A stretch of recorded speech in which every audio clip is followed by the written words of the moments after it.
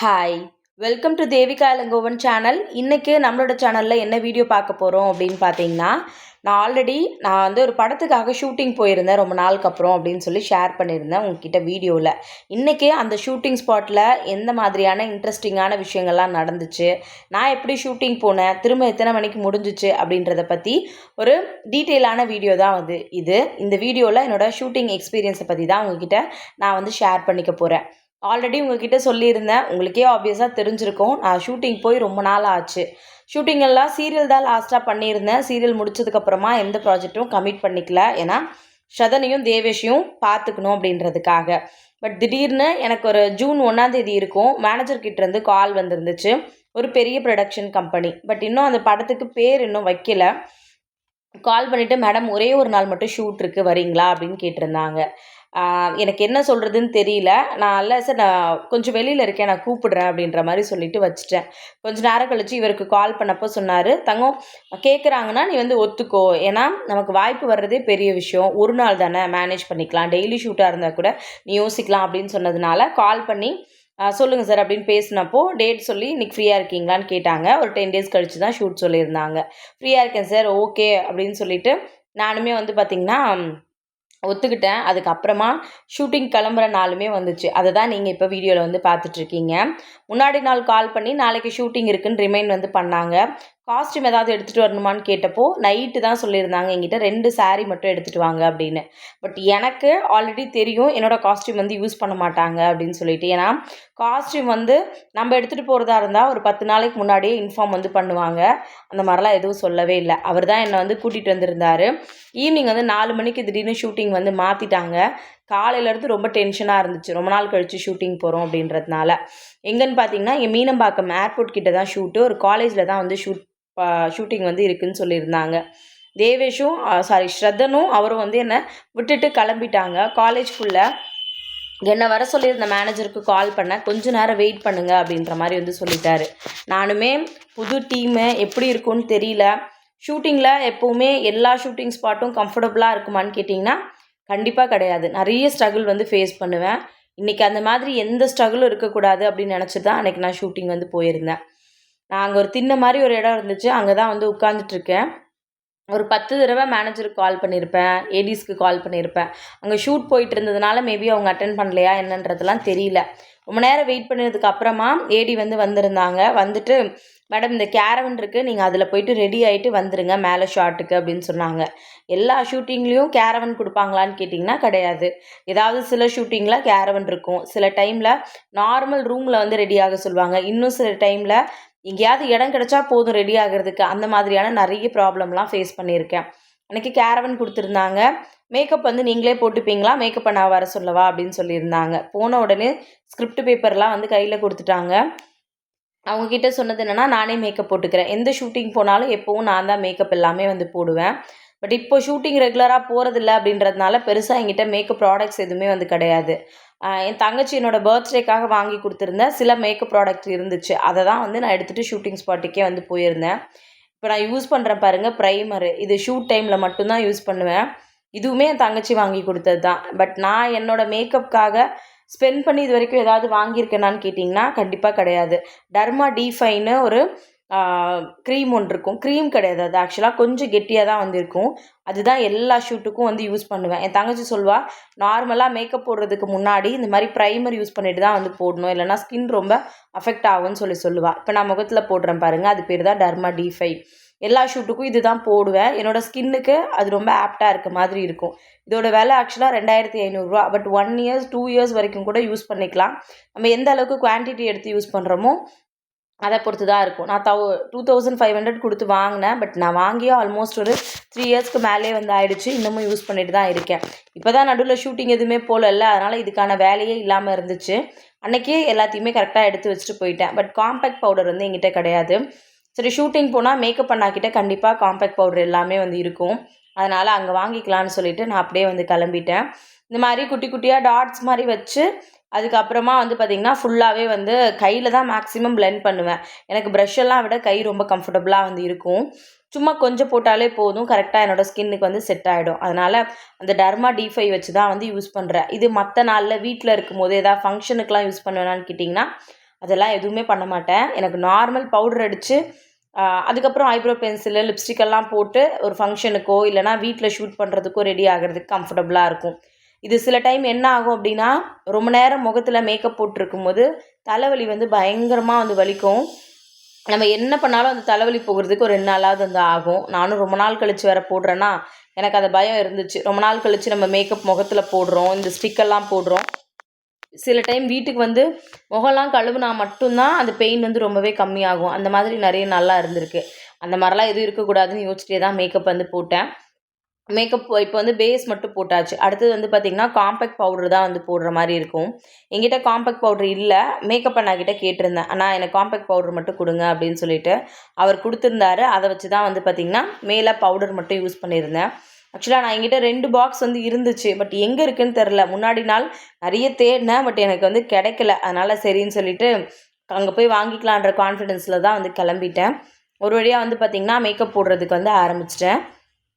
எப்போவுமே இந்த மாதிரி பேஸ் போட்டுட்டு அடுத்தது காம்பேக்ட் பவுடர் வந்து போட்டுருவேன். அதுக்கப்புறம் நார்மலாக ஐலைனரு, ஐஷேடோ லைட்டாக யூஸ் பண்ணுவேன்.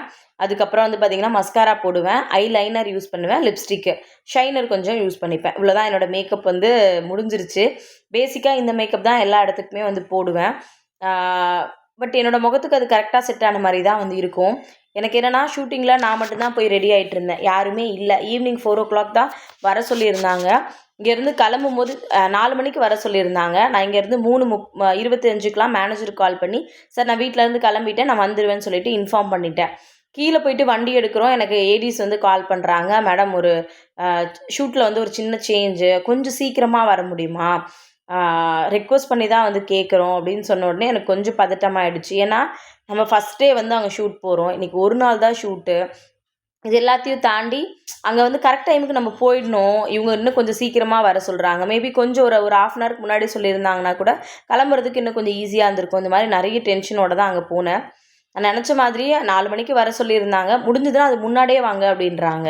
நான் இங்கேருந்து கிளம்புனதே 3:30 மணிக்கு. எப்படி இங்கேருந்து ஏர்போர்ட் பக்கத்தில் போக முடியும்? நம்ம வீட்டிலேருந்து எப்படியும் போகிறதுக்கு 1/2 an ஹவருக்கு மேலேயாவது கண்டிப்பாக வந்து ஆகும். போகிற வழியெல்லாம் புலம்பிகிட்டே தான் வந்து போனேன். ஸ்ரதனை வந்து இவர் தான் கூட்டிகிட்டு வந்தார். முன்னாடி நாளே நான் ஷூட்டிங் போகிறேன் அப்படின்னு சொன்ன உடனே அவருமே என்ன சொல்லிட்டார் அப்படின்னா, லீவ் போட்டார். ஷூட்டிங்காக இல்லை, அவருக்கு வந்து பார்த்திங்கன்னா கொஞ்சம் இந்த ஆதார் சேஞ்ச் பண்ணுற வேலைலாம் இருந்துச்சு. தம்பி ஸ்கூல்லேருந்து கூட்டிகிட்டு வரணும். அதுக்கப்புறம் அவரோட பர்சனல் ஒர்க்லாம் கொஞ்சம் இருந்ததுனால, சரி நான் லீவ் போட்டுறேன் தங்கம் அப்படின்னு சொல்லிட்டு லீவே வந்து போட்டுட்டார். அதனால் எனக்கு வந்து அவரே கூட்டிகிட்டு போய் விடுறேன்னு சொல்லியிருந்தார். இல்லைனா நான் ஏதாவது ஆட்டோவோ இல்லைனா வந்து ரேப்பிட்டோவோ போட்டு தான் வந்து போயிருப்பேன். ஏன் தங்கம் நான் தான் இருக்கல, நான் கூட்டிகிட்டு வரேன்னு சொல்லிட்டாரு. ஸ்ரதன் கிட்டே சொல்லி கூட்டிகிட்டு வந்திருப்பார் போல். வரும்போது நான் அம்மாவை வந்து நம்ம ஷூட்டிங் ஸ்பாட்டில் கொண்டு போய் விடலான்னு. அதனால் அவன் மதியம் தூங்கவே இல்லை. எப்போவுமே 1 மணிக்கு அவனை தூங்க வச்சேன்னா 4 மணிக்கு அவன் எந்திரிப்பான். நான் வந்த உடனே சொன்னேன், தங்கம் தூங்குங்க அப்படின்னு. இல்லைம்மா நான் தூங்கிட்டேன்னா நீங்கள் என்னை விட்டுட்டு கிளம்பிடுவீங்க, அதனால் தூங்க மாட்டேன்னு சுத்தமாக தூங்கவே வந்து இல்லை. வண்டியில் கூட்டிகிட்டு போகிறோம். போகிற வழியில் பார்த்திங்கன்னா அப்படியே தூங்கி கீழே விழறான். எனக்கு அதை பார்த்த உடனே இன்னும் ரொம்ப பயமாயிடுச்சு. சரி இவர் என்ன சொன்னார்னா, அவனும் வீட்டுக்குள்ளே இருக்கான்ல, சரி நம்மளோட வரட்டும் அப்படின்ற மாதிரி சொல்லிட்டாரு. தேவேஷ் வந்தானா அவன் கிளாஸ்க்கு வந்து கிளம்பி போயிடுவான். அவனை பற்றி எனக்கு பிரச்சனை வந்து கிடையாது. பட் எனக்கு என்ன ரொம்ப பயமாக இருந்துச்சு அப்படின்னா, என்னை லொக்கேஷனில் விட்டுட்டு அவங்க கிளம்பிட்டாங்க. வரும்போதே அவன் தூங்கி விழுந்தான். நான் தான் வந்து இவர் வண்டி ஓட்டிகிட்டு இருந்தார். நான் தான் சட்டுன்னு அவரை சாயிற மாதிரி இருக்கேன்னு சொல்லிட்டு கையில் வந்து பிடிச்சேன். அப்போ அதனால் போகும்போது ஏதாவது கீழே ஸ்லிப் ஆகிடுவானோன்ற பயம் எனக்கு ரொம்பவே வந்து இருந்துச்சு. கால் பண்ணிக்கிட்டே இருந்தேன், தங்கம் ரீச் ஆகிட்டிங்களா, ரீச் ஆனோடனே எனக்கு இன்ஃபார்ம் பண்ணுங்க அப்படின்னு சொல்லிட்டு. வீட்டுக்கெல்லாம் போயிட்டு நான் வீட்டுக்கு வந்துட்டேன்னு சொன்னதுக்கப்புறம் தான் நிஜமாவே எனக்கு ரொம்ப நிம்மதியாக இருந்துச்சு. எனக்கு ஷூட்டிங் சொல்லியிருந்தது வந்து ஈவினிங் 4 o'clock சொல்லியிருந்தாங்க. நான் நினச்சிருந்தேன் 6 to 6 கால் ஷீட் வந்து இருக்கும். அதாவது ஈவினிங் வந்து 6 மணிக்கு போனோம் அப்படின்னா அடுத்த நாள் காலையில் 6 மணிக்கு தான் விடுவாங்க போல். இவங்க சும்மா 4 மணிக்கு நம்மளை வர சொல்கிறாங்க. ஆனால் 2 மணிக்கெல்லாம் ஷூட்டிங் வந்து ஸ்டார்ட் ஆகிட்டுருக்கு. எனக்கு அந்த விஷயம் தெரியல. நான் போயிட்டு நான் ரெடி ஆகிட்டேன். அவர்கிட்டயும் சொல்லிட்டேன், தங்கம் காலைல தான் ஷூட்டிங் முடியும் அப்படின்னு. அவர் என்ன சொன்னார்னா, உனக்கு எப்போ முடிஞ்சாலும் பரவாயில்ல, என்கிட்ட சொல்லு, நான் வந்து கூட்டிகிட்டு வரேன். எனக்கு ஒரு 20 நிமிஷத்துக்கு முன்னாடி மட்டும் சொல்லு அப்படின்னு சொல்லியிருந்தார். நானுமே அங்கே போயிட்டு சரி முடியறதுக்கு முன்னாடி கால் பண்ணிக்கலாம், இல்லைனா வந்து ஏதாவது ரேப்பிட்டோ பிடிச்சோ இல்லைனா ஆட்டோ பிடிச்சோ வீட்டுக்கு வந்துடலாம் அப்படின்ற மாதிரி தான் நானுமே யோசிச்சுட்டு இருந்தேன். நான் மேக்கப் எல்லாம் பண்ணி முடித்து கொஞ்ச நேரத்திலே வந்து பார்த்திங்கன்னா ஒரு 2-3 ஆர்டிஸ்ட் வந்து வர ஆரம்பிச்சிட்டாங்க. அவங்களையுமே நான் இருந்த கேரவனில் தான் வந்து உட்கார சொல்லியிருந்தாங்க. இது ஆக்சுவலாக ப்ரொடியூசரோட கேரவனா. மேக்கப்லாம் போட்டு ரெடி ஆகிட்டு நீங்கள் மேலே வந்துருங்கன்னு சொல்லியிருந்தாங்க. காஸ்ட்யூம் வந்து பார்த்திங்கன்னா ஆக்சுவலாக இதில் கண்ட்ரோல் ரூமில் இருக்கிற ஒரு போலீஸ் கேரக்டர் தான் வந்து எனக்கு. அதனால் ஆல்ரெடி சில பேர் ஷார்ட்ஸ்லேயே பார்த்துட்டு, அக்கா அந்த யூனிஃபார்ம் பார்க்கும்போது 100 படத்தில் நீங்கள் போலீஸாக நடிச்சிருப்பீங்கள்ல, அதே மாதிரி இருந்துச்சு அப்படின்னு சொல்லியிருந்தீங்க. ஏன்னா 100 படம் நிறைய தடவை டிவியில் வந்து அடிக்கடி போட்டுக்கிட்டே இருக்காங்க. அதனால் எப்போ பார்த்தாலும் எனக்கு ஸ்க்ரீன்ஷாட் எடுத்து அனுப்புகிறவங்க நிறைய பேர் வந்து இருக்கீங்க. அன்றைக்குமே அந்த காஸ்ட்யூம் தான் வந்து சொல்லியிருந்தாங்க எனக்கு. அதனால் ஃபஸ்ட்டு வந்து பார்த்திங்கன்னா என்னோடய ப்ளவுஸ் மட்டும் கேட்டிருந்தாங்க. ஏன்னா மெஷர் வந்து கொடுக்கணும், கரெக்டான ப்ளவுஸ் எனக்கு கொடுக்கணும்ல, அதுக்காக நான் என்ன பண்ணேன்னா ஃபஸ்ட்டு ப்ளவுஸ் எல்லாம் கொடுத்துட்டு தான் நான் மேக்கப் போடவே ஆரம்பித்தேன். கொஞ்ச நேரத்தில் யூனிஃபார்ம் எல்லாம் மாற்றிட்டு ரெடி ஆகிட்டேன். நான் அப்போது ரெடி ஆகிட்டு மேலே போக சொன்னாங்க. மேலே போயிட்டு கொஞ்ச நேரம் வெயிட் பண்ணிகிட்ருக்கேன். ரொம்ப சீக்கிரம் லேட் பண்ணுற போகிறீங்க, கிளம்புங்கன்னு ரொம்ப ஹரிபரியாக வந்து பண்ணிகிட்டே இருந்தாங்க. எனக்குமே சீக்கிரமாக ரெடியாகி எப்படியாவது அங்கே போயிடணும் அப்படின்றது மட்டும்தான் இருந்துச்சு. கடைசியில் அங்கே போய் மேலே உட்காந்துட்டு ஒரு 1/2 அன் ஹவர் சும்மாவே தான் உட்காந்துட்டு இருந்தேன். அப்புறமா திடீர்னு கூப்பிட்டு மறுபடியும் ப்ளவுஸ் மட்டும் சேஞ்ச் பண்ணிக்கிறீங்களா? ஏன்னா முதல்ல கொடுத்துருந்த ப்ளவுஸ் வந்து பார்த்திங்கன்னா மேலே ஷோல்டர் கிட்ட வந்து கையில் வந்து தச்சிருக்காங்க, கிழிஞ்சிருக்குன்னு சொல்லிட்டு. காஸ்டியூமர் அண்ணாவுக்கு அது ஆல்ரெடி தெரியும் போல இருக்குது. சரி ஃபஸ்ட்டு ரெடி ஆகணுன்றதுனால அதை கொடுத்துட்டு அதுக்கப்புறம் நல்ல ப்ளவுஸை ரெடி பண்ணி கொடுக்கலான்னு வெயிட் பண்ணிட்டு இருந்திருப்பார் போல். நான் மேலே போயிருந்தது 2nd ஃப்ளோரு. மறுபடியும் என்னை மேலேருந்து கீழே கூட்டிகிட்டு வந்தாங்க. வந்துட்டு அந்த ப்ளவுஸை கொடுத்து மறுபடியும் ரெடி ஆனதுக்கப்புறமா இன்னொரு தடவை ப்ளவுஸ் எல்லாம் சேஞ்ச் பண்ண சொல்லி, அப்போ லாஸ்ட் மினிட்ல சொல்கிறாங்க சீக்கிரமாக போயிட்டு சீக்கிரமாக வந்துடுங்க, டைம் இல்லை அப்படின்னு. 2nd ஃப்ளோர்லேருந்து இறங்கி வந்து மறுபடியும் காஸ்டியூமர் அண்ணாக்கிட்ட இருந்து அந்த ப்ளவுஸ் வச்சு வாங்கி மறுபடியும் சாரியெல்லாம் சேஞ்ச் பண்ணிவிட்டு அதுக்கப்புறமா தான் மேலே போய் உட்காந்தேன். நிஜமாவே கொஞ்சம் இல்லை, ரொம்பவே டென்ஷனாக தான் இருந்துச்சு. பட் நான் ரெடி ஆகிற இடம் வந்து எனக்கு ரொம்ப கம்ஃபர்டபுளாக இருந்துச்சு. யாரும் என்ன எதுவும் சொல்லிடக்கூடாது. ஏன்னா ஷூட்டிங் ஸ்பாட்டில் வேறு யாராவது ஆர்டிஸ்ட் இருக்காங்க அப்படின்னா நிறைய பேர் வந்து ரொம்ப ரூடாக நடந்துப்பாங்க. சில டைமில் நான் பெரிய ஆர்டிஸ்ட்டு, ஏன் என்னோட இவங்கள உட்கார வைக்கிறீங்க, அந்த மாதிரியான நிறைய சில விஷயங்கள் வந்து நடக்கும். எப்போவுமே ஷூட்டிங்கில் அந்த மாதிரியான எக்ஸ்பீரியன்ஸ் இல்லாமலாம் யாரும் வந்திருக்கவே மாட்டாங்க. ஏன்னா அந்த மாதிரியான விஷயங்கள்லாம் நானுமே நிறைய ஃபேஸ் பண்ணியிருக்கேன். அதனால் எப்போவுமே எனக்கு ஒரு பயம் இருக்கும். எனக்கு எங்கேயாவது ஒரு இடத்துல ஒரு சேர் கொடுத்தாங்கன்னா போதும், நான் கம்ஃபர்டபுளாக ரெடி ஆகிடுவேன். எனக்கு ரூம் வேணும், கேரவன் வேணும் அப்படிலாம் நான் கேட்க மாட்டேன். எனக்கு காஸ்ட்யூம் சேஞ்ச் பண்ணுறதுக்கு ஒரு சின்ன இடம் இருந்துச்சுன்னா வந்து போதும். எப்போவுமே எனக்கு அது ரொம்ப கம்ஃபர்டபுளாக இருக்கும். அதனால் அன்றைக்குமே ரொம்ப பயமாக தான் இருந்துச்சு. கூட 2 கோ ஆர்டிஸ்ட் வந்து இருந்தாங்க. அவங்க ரெடியாகி வந்து இருந்தாங்க. அதுக்கப்புறமா வந்து பார்த்திங்கன்னா சீன் பேப்பர் கொடுத்து இதுதான் உங்களோட சீனு, இதை படிச்சுக்கோங்க அப்படின்னு சொல்லிட்டாங்க. ரொம்ப நாள் கழித்து ஷூட்டிங் போகிறேன்றது ஒரு விஷயம். இன்னொரு விஷயம் என்னை சொல்லிவிட்டது வந்து பார்த்திங்கன்னா ஒரு அசிஸ்டன்ட் டைரக்டர் தான் சொல்லியிருந்தார். 3 வருஷத்துக்கு முன்னாடி அவரோட ஆட் வந்து நான் ஒர்க் பண்ணியிருந்தேன். என்னை வச்சு ஒரு ஆட் ஷூட் பண்ணியிருந்தார். அவர் வந்து என்னை ரெஃபர் பண்ணியிருக்கார் போல். இந்த மாதிரி இந்த கேரக்டருக்கு யாரை போடலாம் அப்படின்னு டிஸ்கஸ் பண்ணும்போது தேவிகான்னு ஒரு ஆர்டிஸ்ட் இருக்காங்க, அவங்க நல்லா பண்ணுவாங்க, டைலாக்லாம் கரெக்டாக பேசிடுவாங்க, அவங்களால எந்த இஷ்யூஸும் இருக்காதுன்னு என்னை வந்து ரெஃபர் பண்ணியிருக்காரு. எனக்கு யார் சொன்னாங்கன்னு கூட ஞாபகம் இல்லை. அங்கே போனதுக்கப்புறம் தான் எனக்கு தெரிஞ்சுது இவர் தான் என்னை ரெஃபர் பண்ணியிருக்காரு. நாங்கள் போய் பார்த்ததுக்கப்புறம் தான் வந்து தெரிஞ்சிச்சு. அங்கே அப்புறம் சொல்லியிருந்தாங்க. எனக்கு இந்த விஷயம் எப்படி தெரியும் அப்படின்னா, ஈவினிங் கிளம்பும்போது இன்னொரு லேடி ஏடி ஒருத்தங்க இருந்தாங்க. அவங்கக்கிட்ட பேசிகிட்டு இருக்கும்போது சொன்னாங்க, சார் தான் உங்களை வந்து ரெஃபர் பண்ணார் அப்படின்னு. நான் சொன்னேன் எனக்கு யார் பண்ணாங்கன்னு தெரியாது, இங்கே வந்ததுக்கப்புறம் தான் எனக்கு தெரியும் அப்படின்ற மாதிரி சொன்னப்போ, அவர் தான் உங்களை ரெஃபர் பண்ணார், இந்த கேரக்டருக்கு யாரை போடலான்னு கேட்கும்போது கண்டிப்பாக போடுங்க, நல்லா பண்ணுவாங்க, நல்லா பெர்ஃபார்ம் பண்ணுவாங்க அவங்க அப்படின்னு ரொம்ப கான்ஃபிடென்ட்டாக சொன்னார் அப்படின்னு சொல்லும்போது, ஓகே 3 வருஷத்துக்கு முன்னாடி நம்ம ஒருத்தர்கிட்ட வேலை செஞ்சோம், அவங்களால எந்த இஷ்யூஸும் உங்களுக்கு வராது, வந்தாங்கன்னா நடிச்சுட்டு அவங்க வந்து நீட்டாக போயிடுவாங்க அப்படின்னு சொன்னதா அவங்க சொல்லும்போது கேட்குறப்பவே ரொம்ப சந்தோஷமாக இருந்துச்சு. பரவாயில்ல, நமக்காக ஒருத்தங்க 3 வருஷம் ஆனாலும் மறக்காமல் ஞாபகம் வச்சு சொல்கிறாங்க அப்படின்னா அப்போ நம்ம வேலையை நம்ம கரெக்டாக தான் செய்கிறோம் அப்படின்ற மாதிரியான ஒரு விஷயம் தான் எனக்கு தோணிகிட்டே இருந்துச்சு. அந்த மாதிரியான ஒரு விஷயம் நடந்துச்சு. அது எனக்கு நிஜமாவே ரொம்ப ஹாப்பியாக இருந்துச்சு. இன்னொரு விஷயம் என்னென்னா, மேலே லொக்கேஷனில் போயிட்டு ஷார்ட் எல்லாம் அரேஞ்ச் பண்ணிட்டாங்க. கோ டைரக்டர்ஸ் வந்து இருப்பாங்க. அப்போ கோ டைரக்டர் ஒருத்தர் டைலாக்லாம் சொல்லி கொடுத்து முடிச்சுட்டு ஷார்ட்டுக்கு வந்து எல்லாம் அரேஞ்ச் பண்ணிட்டு இருக்காங்க. திடீர்னு என்ன திரும்பி, பூபேஷ் உங்களுக்கு தெரியுமா, பூபேஷ்னு யாராவது உங்களுக்கு தெரியுமா அப்படின்னு கேட்டார். நான் சொன்னேன் என்னோடய ஹஸ்பண்ட் தான் சார் அப்படின்னு சொன்னோடனே, அதுதான் ஆக்சுவலாக அவர் என்னோடய ஹஸ்பண்டோட ஃப்ரெண்டு போல் இருக்குது. ஃப்ரெண்டுனா என் ஹஸ்பண்ட் காலேஜில் ப்ரொஃபஸராக ஒர்க் பண்ணிட்டு இருந்தார். அந்த காலேஜில் இவர் படிச்சிருக்காரு. சென்னைக்கு வரும்போது இவங்கெல்லாம் ஒன்றா தான் இங்கே வந்திருக்காங்க. பட் அதுக்கப்புறம் வந்து பார்த்திங்கன்னா அவங்களுக்குள்ள காண்டாக்ட் இருக்குது. எனக்கு அவரை வந்து பெருசாக தெரியல. எனக்கு கேட்ட உடனே பயங்கர ஷாக் ஆகிடுச்சு. ஓ, நீங்கள் அவர் ஃப்ரெண்டான்னு கூட நான் கேட்கல. பூபேஷ் உங்களுக்கு தெரியுமான்னு கேட்டார். நான் சொன்னேன் என்னோட ஹஸ்பண்ட் தான் சார் அப்படின்னு சொன்னோடனே, ஓ ஓகே ஓகே, நான் பார்த்துருக்கேன் உங்களை, அதனால தான் கேட்டேன், எனக்கு டவுட்டாக இருந்துச்சு அப்படின்னு சொன்னார். எனக்கு ஒரு பழக்கம் இருக்குது, யாரோட உங்கள் பேர் என்ன சார்னு கேட்டுட்டேன். அவரோட பேர் சொன்னார். நான் உடனே என் ஹஸ்பண்டுக்கு வந்து அந்த பேரை மட்டும் டைப் பண்ணி அனுப்பிட்டேன். ஏன்னா நான் மறந்துடுவேன் அப்படின்றதுனால அதை வந்து டைப் பண்ணி வந்து அனுப்பிட்டேன். அனுப்பின உடனே கொஞ்சம் நேரம் கழிச்சு என் ஹஸ்பண்ட் கால் பண்ணுறாரு. என்னடா யாரோட பேரும் அனுப்பியிருக்க அப்படின்னு. இல்லைப்போ, இந்த மாதிரி ஷூட்டிங்கில் பார்த்துருந்தேன், அவர் வந்து பூபேஷை தெரியுமான்னு சொல்லி கேட்டிருந்தாரு, அவரோட பேர் மறந்துடக்கூடாது அப்படின்றதுக்காக தான் சொன்னேன். அப்போ தான் சொன்னேன், என்னோடய ஃப்ரெண்டு தான் அவன், அந்த படத்தில் ஒர்க் பண்ணுறானா அப்படின்னு சொல்லிட்டு பேசிட்டு விட்டுட்டாரு. எனக்கு அது ரொம்ப ஹாப்பியாக இருந்துச்சு. ஏன் அப்படின்னா என் ஹஸ்பண்டுக்கு தெரிஞ்ச ஒருத்தரை அங்கே பார்த்தது இன்னும் ரொம்ப ஹாப்பி. அடுத்தது இன்னொரு விஷயம் என்ன அப்படின்னா, இந்த ஹேர் ட்ரெஸ்ஸர் அக்கா, இவங்கள பற்றி கண்டிப்பாக சொல்லணும். இவங்க வந்து நம்ம வள்ளியின் வேலன் வரும்போது வருவாங்க. பட் உள்ளே நுழையும் போதே, ஹேய் நீங்களா, எப்படி இருக்கீங்க அப்படின்னு சொல்லி கேட்டே தான் வந்தாங்க. ஸ்ரதன் எப்படி இருக்கான் அப்படின்னு கேட்டாங்க. ஸ்ரதன் நல்லா இருக்கான் அப்படின்னு கொஞ்சம் நேரம் பேசினதுக்கு அப்புறம் தான் சொல்கிறாங்க, அவங்க நம்மளோட சேனலை ரெகுலராக ஃபாலோ பண்ணுறாங்களாம். நம்ம வீடியோஸ் எதையுமே மிஸ் பண்ணவே மாட்டேன், இல்லைனா ஸ்ரதனோட பேர்லாம் எனக்கு எப்படி தெரியும், உங்களோடது எல்லா வீடியோஸையும் பார்த்துருவேன், உங்கள் வீடியோ எனக்கு ரொம்ப பிடிக்கும், இந்த மாதிரி நிறைய விஷயங்கள் வந்து சொன்னாங்க. ஆக்சுவலாக இவங்க வந்து என் தங்கச்சி ஹஸ்பண்டோட ரிலேட்டிவ் இவங்க.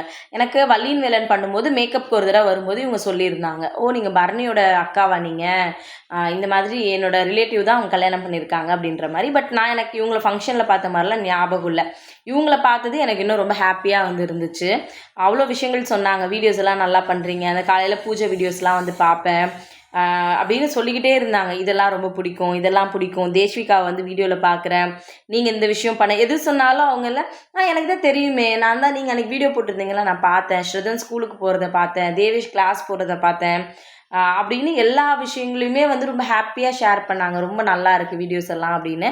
அது எனக்கு ரொம்ப ஹாப்பியாக இருந்துச்சு. நம்ம செய்கிற வேலைக்கான ஒரு அங்கீகாரம் வந்து நமக்கு ஏதோ ஒரு இடத்துல கிடைக்கும் போது, அதுவும் நம்ம நடிக்க போயிருக்கோம், அந்த இடத்துல இருந்து நான் யோசிச்சிட்டே போனேன், நமக்கு தெரிஞ்சவங்க யாருமே இல்லையே அப்படின்னு யோசிச்சிட்டே போகும்போது எனக்கு இந்த ஹேர் ட்ரெஸ்ஸரை பார்த்த உடனே, இவங்களை பார்த்த உடனே எனக்கு ஒரு ஹாப்பினஸ், ஓ நமக்கு தெரிஞ்சவங்க அப்படின்னு. பட் அவங்க என்னோட வீடியோஸ் எல்லாம் வந்து இவ்வளோ தூரம் வாட்ச் பண்ணுவாங்களாம் நான் நிஜமாவே நினச்சி கூட வந்து பார்க்கல. ரொம்ப ஹாப்பியாக வந்து இருந்துச்சு. கொண்டை தான் ஆக்சுவலாக போட சொல்லியிருந்தாங்க என்ன.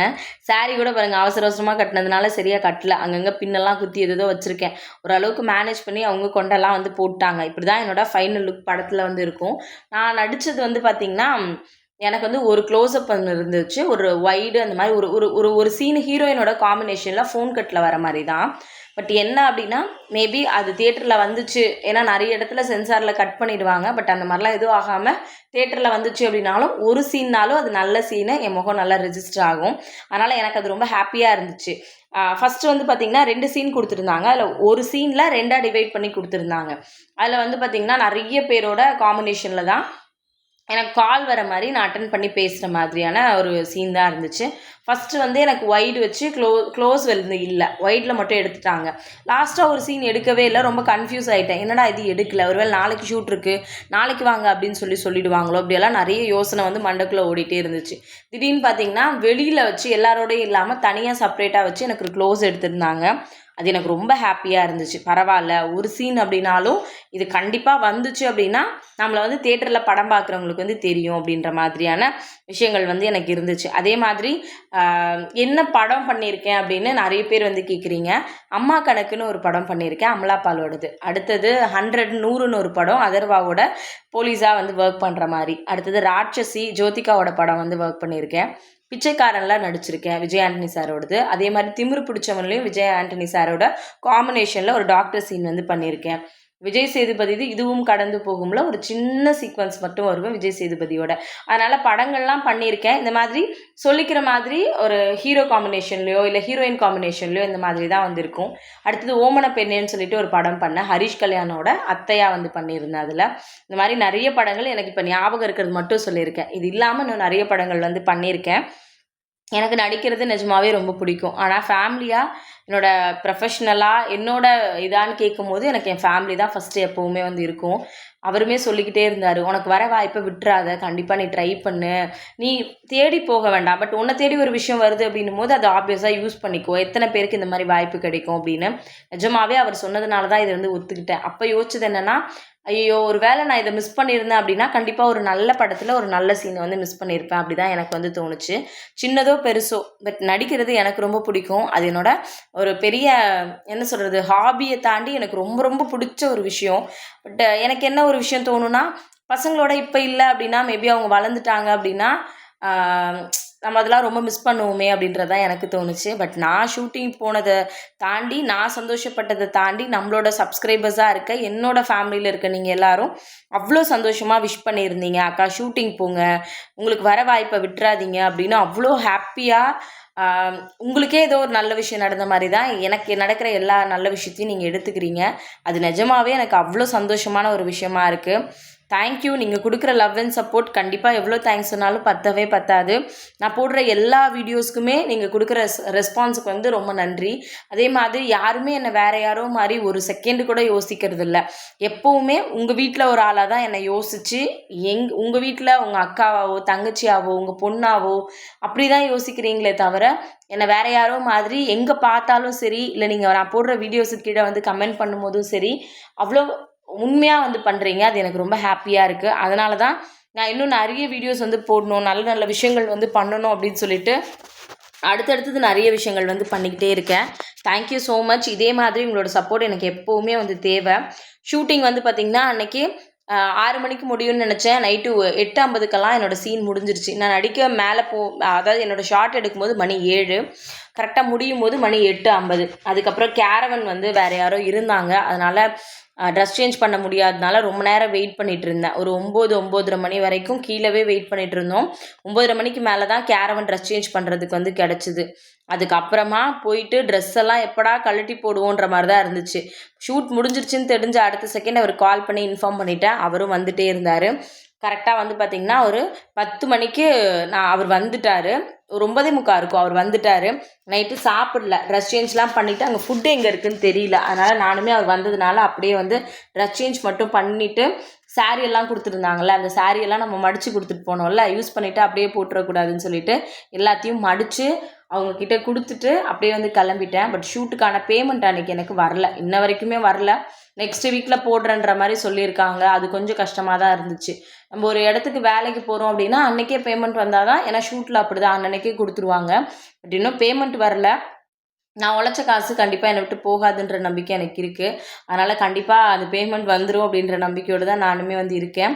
ட்ரெஸ் எல்லாம் மடித்து கொடுத்துட்டு அப்படியே நடந்து போயிட்டே இருந்தேன். அவருமே வந்துட்டார். வந்ததுக்கப்புறம் ஸ்ரதனை கூட்டிகிட்டு வரல, ஏன்னா நைட்டு 10 மணிக்கிட்ட வந்து ஆயிடுச்சா.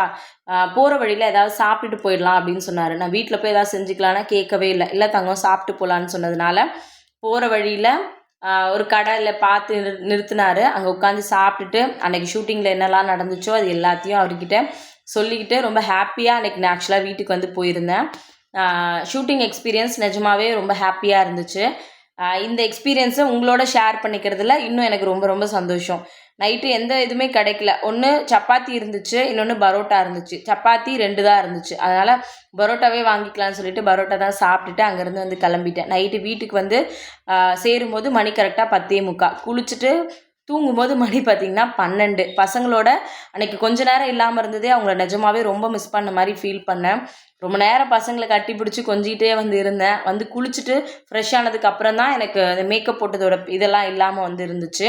அடுத்த நாள் மறுபடியும் காலையில் எந்திரிக்கணும்ல, அதனால் வேலை எல்லாத்தையும் முடிச்சுட்டு யூடியூப்பில் கமெண்ட்ஸ் எல்லாம் வந்துருந்துச்சு. எல்லாத்துக்கும் ரிப்ளை பண்ணிவிட்டு அதுக்கப்புறம் தான் தூங்கினேன்.